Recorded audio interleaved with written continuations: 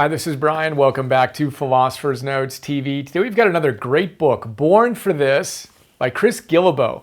Born for This, subtitle, How to Find the Work You Were Meant to Do.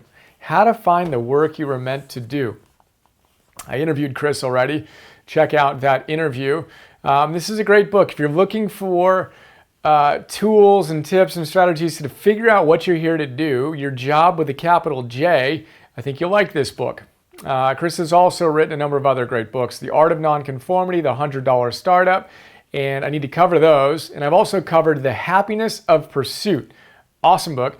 He created something called the World Domination Summit, which has to be the best name for a conference ever. We've got a bunch of big ideas here, and I'm excited to share 5 of my favorites now. So we'll start with the first big idea is joy, money, flow. He says that the people who have really figured it out, who have figured out what they're born to do, have figured out these 3 things. These are the kind of numbers on the winning career lottery ticket. It's the nexus point of these 3 circles: joy, money, and flow. Now, this is very similar to, well, let's walk through it, then I'll talk about the similarities. So joy, what do you love to do? What do you truly love to do? I like to say that you love it so much that you would pay to do it. What gives you joy when you do it? And then the second facet in Chris's model is, what can you get paid to do? What does the world need? How are we going to meet those needs? Otherwise, it's just a hobby. We're not talking about a hobby with this book. We're talking about getting paid to do what you were born to do. It's an important distinction. Life is very short, you may have noticed, and we don't want to spend most of our time doing stuff to pay the bills that isn't something that we truly love to do, right? At least I don't. And I think if you're watching this, you fall into that category as well. Then the third circle is, when are you in flow, right? When you're just doing your best work. It's when your strengths are engaged, right? So joy, money, flow. Now, this is very similar to a number of different frames we've used in these notes, particularly Jim Collins. From good to great. He says great businesses and great individuals follow something very similar. Rather than joy, he says love. They do stuff they truly love to do. Then his second thing is what they're great at, what they can truly be great at, the best in the world at, right? When their strengths are engaged and they can truly be extraordinary. And then, of course, there's the money and meeting needs. He calls it the economic engine. If you don't have all 3 of those, joy, money, flow, you do not win the career lottery. Create your own ticket by figuring that out, right? Joy, money, flow. Now, the second big idea is to help us unpack that. So, as you'd expect, Chris has a bunch of exercises to help drill into, with more clarity, what this looks like for you, then how you engage in your life, right, depending on what you're doing now, to find that ideal path. He's got a bunch of fun ways, strategies, and tips to engage in. But he has something called the Elimination Game. And imagine this. Imagine if you wrote down all of the things that you could possibly do. So you could continue doing exactly what you're doing right now. You can do this, you can do that, you can do this, you can do that. Figure out all the different things you could do in theory, right? Get that list created, and then go through, and the first thing you want to do is you want to eliminate everything that doesn't give you joy. When you think about it, you're like, nah, I can't imagine doing that. Yeah, I could do that. But that doesn't fire me up. That doesn't give me joy. I don't love the idea of doing that. He says eliminate those first. Again, life is short, too short to be doing things that we don't feel pretty excited about.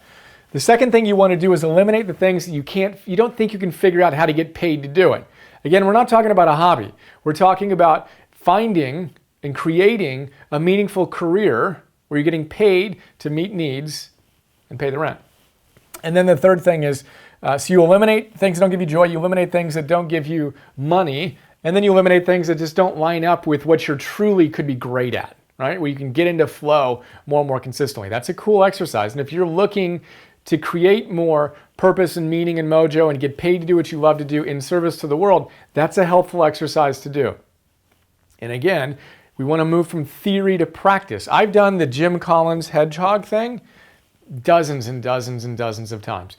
What do I love to do? What can I be truly great at? And what does the world need? It's a different answer in different days, and certainly in different weeks and months and years. Come back to it and get a little bit more clarity, right? We talked about David Data has a great model. He says, look, what you're really doing in your life is you're penetrating concentric circles of meaning and purpose. You start out maybe kind of wandering around here. Then you get a little bit more clear and you're doing this. Now you feel a little bit more on purpose.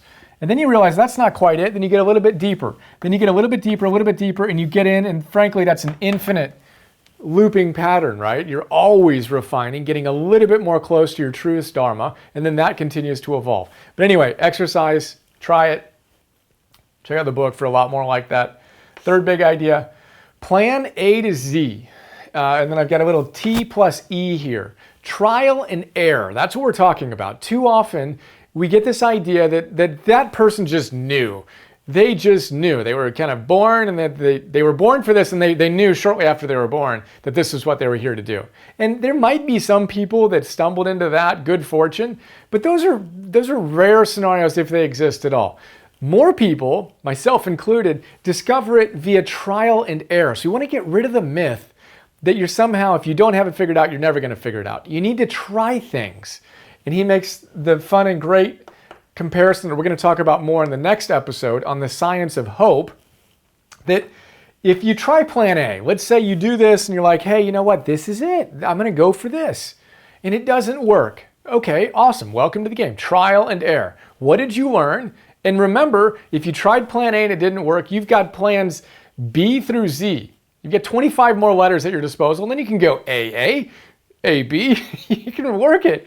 Infinite number of pathways equals an anti-fragile sense of confidence and trust in yourself. You can figure it out. You just need to keep on trying things, right? And he says in the past, he used to say, look, plan A, there is no plan B, right? And now he's like, well, yeah, when you start something, you want to have a plan B. If that doesn't work, then what are you going to do? Nassim Taleb talks about that in Anti-Fragile and calls it optionality. If you only have one option, you're fragile. If you have two, you're a little bit more robust. Three, you're a little bit more robust. But if you have infinite options, optionality, you're anti-fragile. This one doesn't work, cool. Assimilate the lessons, go to the next one. Same thing, assimilate the lessons, go to the next one. Get a little bit smarter each time out. Remember, plan A through Z, trial and error. Fourth big idea was actually only a sidebar little comment that he had, but I thought it was awesome. So here we go. It's what's called the Buffett Goals Test. So apparently back in the day, Warren Buffett, one of his friends came up to him and said, hey, you know, I'm struggling to figure out what I want to do. Warren Buffett said, okay, write down 25 life goals. Not like bucket list, like, oh, I want to go visit this and that or whatever, right? But things you really want to do with your life, right? That are important to you, that have true deep meaning. Life goals, what are they? Come up with 25 of them. Warren Buffett recommended to his friend. And then he said, okay, once you got 25, pick 5 of them and throw away the other 20. Literally throw them away. You're going to get to them at some point. No, these 5 are what you're going to dedicate your life to. Be willing to make a decision, day-seer, cut off all these other options and say, that's what's important to me. I'm going to shape my life around these top 5 priorities. I love that. 25, find your 5, throw away the other 20. Our 5th big idea is to quit. Final chapter in the book, I think, Chris says that, look, winners quit all the time. We have this myth that you can never quit, right? That if quitting is for losers, right? And he's like, really? Well, there are a lot of different ways to look at all the different stories around persistence. And the way that I like to frame this idea is you can quit on an individual project basis, right? Your plan A may or may not work. And you need to have the courage and the confidence and the clarity to say, it's not working, right? So I'm going to quit that and I'm going to take the lessons learned and go over here. And if that works or doesn't work, I'm going to go continue on my alphabet soup of plans, right? So you can quit on an individual project. What we don't want to do is on a micro level. What we don't want to do is quit on a macro level. You got to know that this is how it works. Have that growth mindset and be willing to persist on the highest level. You're not going to give up until you get a little bit more clarity and a lot more clarity, and ideally get to the place where you've figured out what you're born to do. Quit in the little things. Hold that deep persistence and willingness to try again and again and again on the highest level. But remember, winners quit all the time. He says, look, it's true that you miss every shot you don't take, right? But if you miss every shot you do take, it's time to try a different strategy. Be willing to quit and move into something that makes more sense. Keep in mind your 25 goals reduced to your 5. What's really important to you? And do that exercise. Again, just like that. Plan A to Z, trial and error. It's not about waving a magic wand and figuring it out. And if you don't have it figured out, you're in the wrong category. It's trial and error. Try things. I have tried so many things. It's one of the key reasons why I feel blessed to do what I do now is I've tried a ton of things, most of which didn't work. Cool. What can I learn? How do I get more depth in clarity in what I really want to do? Elimination game, right? Write down all the things you could do. Eliminate the things that don't give you joy, that you don't think you can make money on, and that you don't think will give you flow. And that brings us back to our joy, money, flow. What really fires you up? How can you get paid to serve other people with that? And then how does that intersect with where you can be in flow, what you can be truly great at, your native strengths, etc. That is a quick look at Born for This. I hope you enjoyed, and I look forward to sharing more soon. Have another awesome day. See you.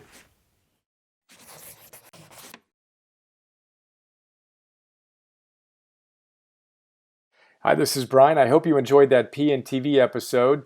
A lot of people don't know all the stuff I do beyond these free videos I share on YouTube, so I thought I'd do a quick video to give you an overview of our membership program that you can get access to and get a ton of other stuff. So here's a quick look. $10 a month, join the Optimal Living membership program. You get instant access to 250 philosopher's notes on some of the best optimal living books out there. Old school classics, positive psychology, modern stuff, mindfulness, peak performance, purpose, neuroscience, wealth, etc. And what you may not know is that in addition to the PNTV episodes, I create PDFs on all of these great books. So 6-page PDFs. Let's take a look at one of them. Joseph Campbell. You want to figure out how to live your hero's journey. Well, this is a great place to start. I basically pull out my favorite big ideas, riff on them, connect them to other books and other ideas, and help you apply this wisdom to your life today. That's what the PDF looks like. Again, we have 250 of these on all these different great books. And then I record those PDFs as an MP3. So you can listen to that MP3 while you're on a walk or working out or doing some errands or whatever. That is Philosopher's Notes. A lot going on there. And then in addition to Philosopher's Notes, you get access to Optimal Living classes, Optimal Living 101. Idea here is that all those great teachers come back to the same big ideas again and again and again. I distill those ideas into classes. Super practical, fun, inspiring classes ranging from Habits 101, Confidence 101, Getting Stuff Done 101, Meditation 101, instant access to all those classes. And then future classes include Relationships 101, Energy 101, Purpose 101, Business, Goals, etc. Those are our full-length classes. And then I create micro classes, 2 to 3 to 5 minute little bursts of wisdom on my favorite great ideas from these great books across the domains that you want to optimize in your life. So we have dozens of these so far. I create 50 new micro classes every month and 10 new Philosopher's Notes every month for $10 a month. So we're blessed to have thousands of members who are enjoying the program and sharing some incredibly kind words with us. And super simple, $10 a month, cancel anytime. Would be honored to be a bigger part of your life. And I appreciate your support. And here's to optimizing and actualizing.